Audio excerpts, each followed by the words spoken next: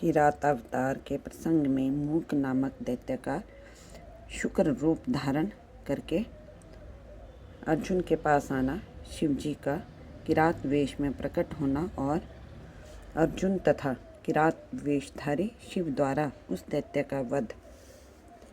नंदीश्वर जी कहते हैं, मुने तदंतर अर्जुन व्यास जी के उपदेशानुसार विधि पूर्वक स्नान तथा न्यास आदि करके परम भक्ति के साथ शिव जी का ध्यान करने लगे। उस समय वे एक श्रेष्ठ मुनि की भांति एक ही पैर के बल पर खड़े हो सूर्य की ओर एकाग्र दृष्टि करके खड़े मंत्र जप कर रहे थे। इस प्रकार वे परम प्रेम पूर्वक मन ही मन शिव जी का स्मरण करके प्रभु के सर्वोत्कृष्ट पंचाक्षर मंत्र का जप करते हुए घोर तप करने लगे। उस तपस्या का ऐसा उत्कृष्ट तेज प्रकट हुआ जिससे देवगण विस्मित हो गए।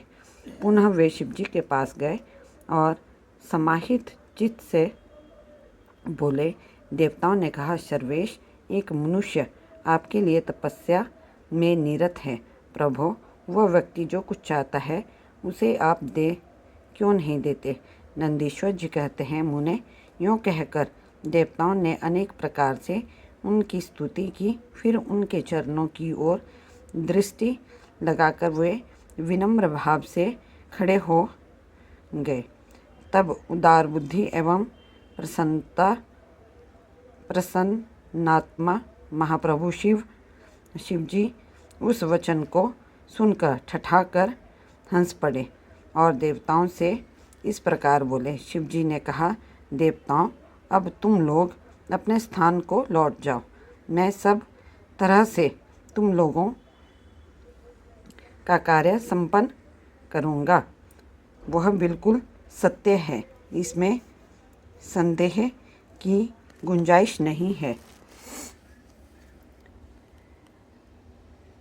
नंदीश्वर जी कहते हैं, मुने, शंभु के उस वचन को सुनकर देवताओं को पूर्णतया निश्चय हो गया।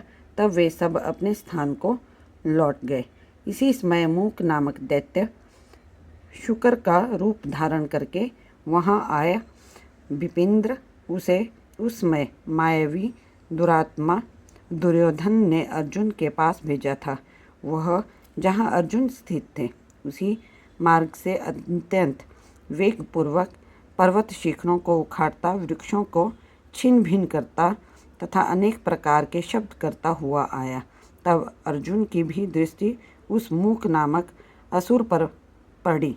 वे शिवजी के पाद पद्यों का स्मरण करके यूँ विचार करने लगे।